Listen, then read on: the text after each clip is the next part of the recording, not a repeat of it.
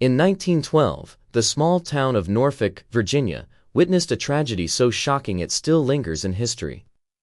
Virginia Christian, a 17-year-old girl, was sentenced to death for a crime that divided a community and challenged the very notions of justice.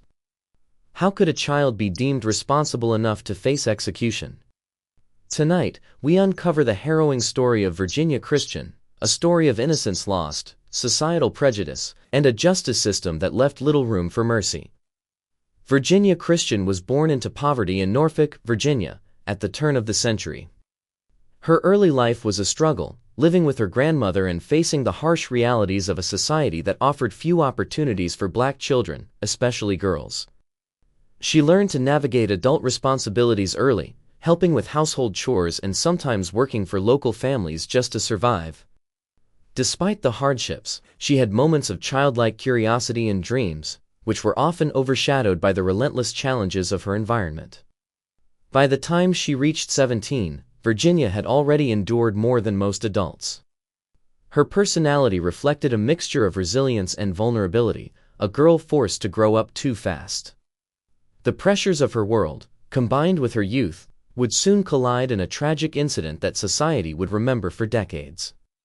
Virginia's story reminds us that behind every criminal headline lies a human being shaped by circumstances often beyond their control. The event that would seal Virginia's fate occurred while she was working as a servant for an elderly white woman, Ida Bellotti. A disagreement escalated, reportedly over small matters that, in ordinary circumstances, could have been resolved peacefully. But tension and resentment built, culminating in a moment of violence. Tragically, the confrontation ended with Bellotti dead and Virginia Christian arrested for her murder. The incident shocked the local community.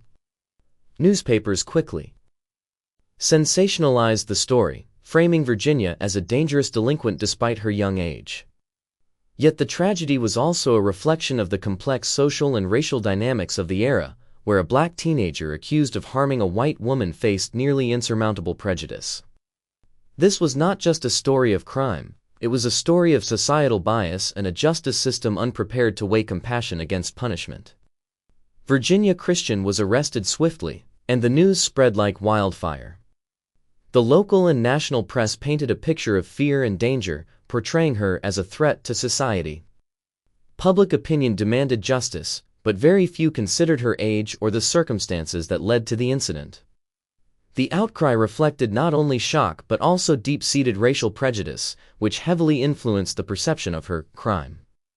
The arrest itself marked the beginning of a nightmare for Virginia. She was no longer a teenage girl but a symbol of fear and moral outrage, thrust into a legal system that left little room for understanding or mercy. Her story would become a case study of how society can rush to judgment, especially when age, race, and social status intersect in tragic ways. The trial of Virginia Christian drew intense attention. The courtroom was filled with spectators, journalists, and officials, all eager to witness what they assumed would be swift justice. Her defense tried to argue for leniency, citing her youth, her upbringing, and her vulnerability. The prosecution, however, painted a starkly different image, a young girl capable of murder, deserving of the harshest penalty. Witnesses testified, and the tension in the room was palpable. The racial and social biases of the early 20th century heavily influenced proceedings. Despite efforts to explain her circumstances, Virginia's age and vulnerability did not sway the jury. Her fate seemed predetermined, raising questions about whether a justice system can truly be fair when prejudice is baked into every step. The courtroom fell silent as the verdict was read, guilty, sentenced to death. The public reaction was a mix of horror and satisfaction. Some saw the sentence as justice, while others recoiled at the idea of executing a 17-year-old. Virginia herself reportedly faced the verdict with fear, confusion, and a quiet dignity that contrasted with the sensational headlines. Her sentencing became a national talking point. Many questioned whether it was morally justifiable to execute someone so young. The case exposed the harsh realities of a legal system that often prioritized punishment over empathy, highlighting the moral dilemma surrounding capital punishment, especially for minors. Following the sentencing, pleas for clemency poured in. Activists, citizens, and even notable figures wrote to the governor, arguing that Virginia's age, circumstances, and potential for reform should spare her life. These appeals reflected a growing awareness that justice and morality were not always aligned. Despite these efforts, the appeals were unsuccessful. Political pressure and societal prejudice proved stronger than mercy or compassion. Virginia's final days were filled with fear, reflection, and isolation, a stark reminder of the human cost of rigid justice. The failure of the system to consider her youth became a critical point of historical and moral debate.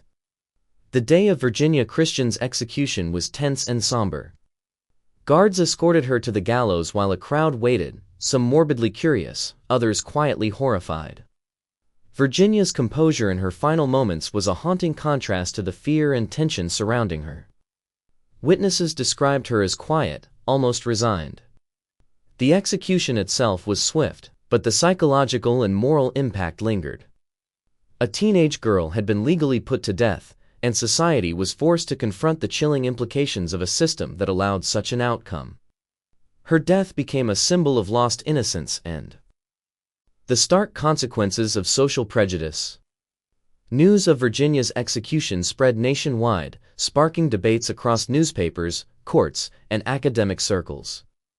Some believed justice had been served, others were horrified that a child could face the death penalty. Her case became emblematic of broader societal issues, race, age, and the ethics of capital punishment. Scholars and activists began using Virginia's story to push for reforms in juvenile justice. The case served as a warning that society must examine not only actions but also the context in which those actions occur. Virginia Christian had become a tragic symbol, her life and death forcing a nation to reflect on morality, justice, and fairness. Over a century later, Virginia Christian's story remains relevant. It challenges us to question how justice is applied, especially to the young and vulnerable. Her case continues to evoke empathy, outrage, and reflection, showing the consequences of a system that fails to consider humanity. Her legacy influenced discussions on juvenile justice, racial prejudice, and moral responsibility. The tragic death of a 17-year-old became more than a historical footnote. It became a symbol of the delicate balance between law and compassion, a story that continues to teach lessons about empathy, justice, and the human cost of prejudice. Virginia Christian's life was tragically cut short at 17, leaving a story of sorrow, injustice, and reflection. Her case reminds us that behind every headline is a human being, and behind every verdict, moral questions that cannot be ignored. As we remember her, we confront the uncomfortable truths about society, justice, and compassion. If this story moved you, left you thinking, or stirred your emotions, subscribe to our channel for more unseen crime stories that reveal hidden truths, forgotten histories, and the human struggles behind the headlines. Hit the notification bell to stay updated and join the conversation.